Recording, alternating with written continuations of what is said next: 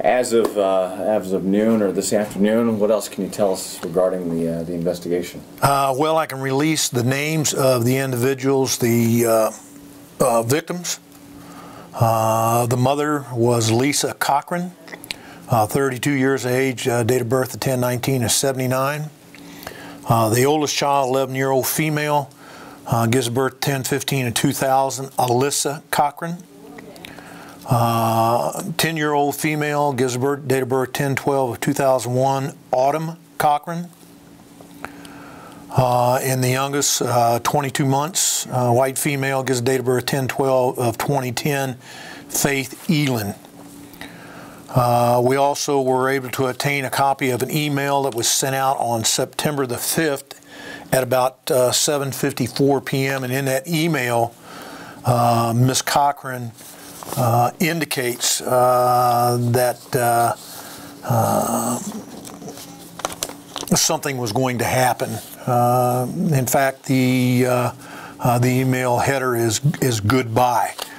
We were also able to recover the firearm at the scene adjacent to Ms. Cochran's body. We've identified the firearm as a Model 500 Mossberg. It was purchased on the 29th of last month by Ms. Cochran at the Arnold Walmart. We have a video of her purchasing the weapon along with the receipt from that purchase and the signed federal document that coincides with the purchase. The estranged boyfriend has been identified as Christopher Elin. He's 32 years of age. At this point in time, Mr. Elin is simply a witness. He is not a suspect. He's been very cooperative with us. All the information we have currently would lead us to believe that this is a murder-suicide and not just simply a homicide. The weapon itself was purchased by Cochran? Yes, by Miss Cochran, by Lisa Cochran.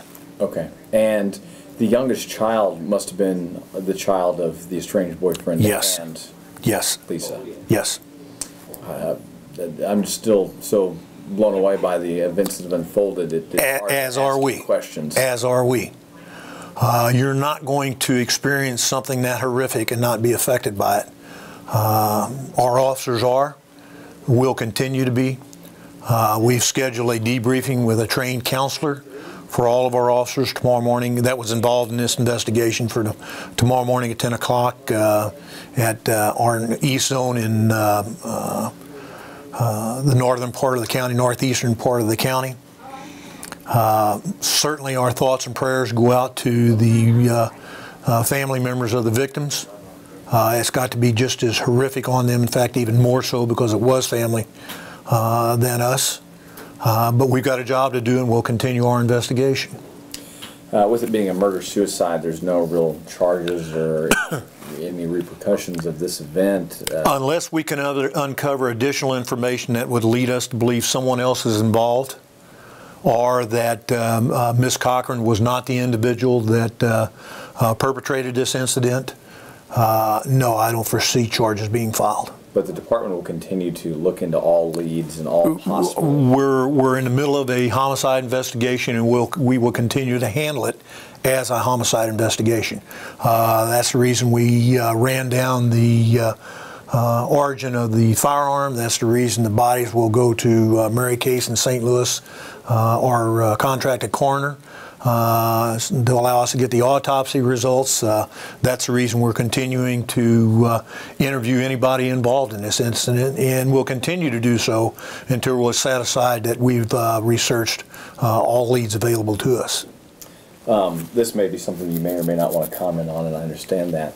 I've spoken with several other people in law enforcement since we spoke last, and the question is posed that not often can somebody kill themselves with a weapon of that particular design or size. Mm-hmm. Does that make or raise any kind of concern at all?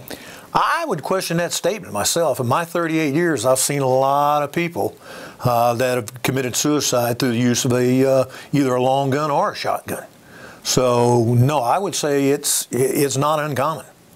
Okay, well, I mean, I know it's been done. It's just, you know, you factor in the size of a female, and you know, I could see a male easily being able to accomplish something like that, but I'm sure there's a lot. Hand me that shotgun element box right there. Might have to cut it open.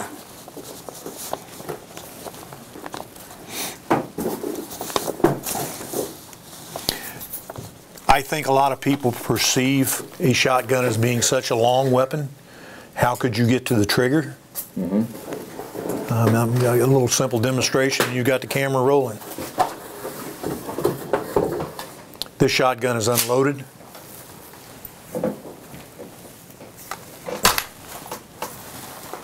My hand's on the trigger right now. I'm seated in a chair. She was next to a steps.